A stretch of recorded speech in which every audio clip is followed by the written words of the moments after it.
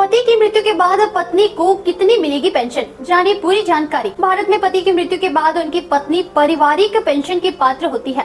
यह पेंशन मुख्य रूप से पति के अंतिम वेतन का 30% से 50% तक हो सकता है। सरकारी और प्राइवेट सेक्टर के नियमों में थोड़ा अंतर हो सकता है। आइए इसे विस्तार से समझते हैं। सरकारी कर्मचारी के लिए पेंशन नियम। यदि किसी सरकारी कर्मचारी की नौकरी के दौरान या रिटायरमेंट के 7 साल के भीतर मृत्यु हो जाती है तो पत्नी को उनके अंतिम वेतन का 50% पेंशन दी जाती है। यह राशि मृत्यु की तारीख से अगले 10 वर्षों तक दी जाती है। 10 साल के बाद पेंशन अंतिम वेतन के 30% पर तय हो जाती है, जो पत्नी को जीवन भर मिलती रहती है।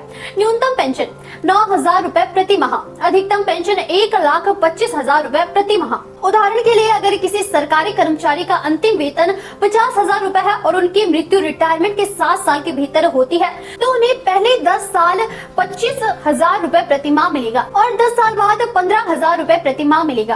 प्राइवेट सेक्टर के लिए पेंशन नियम। प्राइवेट कर्मचारियों को कर्मचारी पेंशन योजना के तहत 1,000 से 7,500 रूपए प्रति माह पेंशन मिलती है। यह राशि कर्मचारी की नौकरी की अवधि और अंतिम योगदान पर निर्भर करती है। राज्य सरकारों के नियम। राज्य सरकार के कर्मचारियों के लिए भी आमतौर पर अंतिम वेतन का 30 से 50% पेंशन के रूप में मिलता है।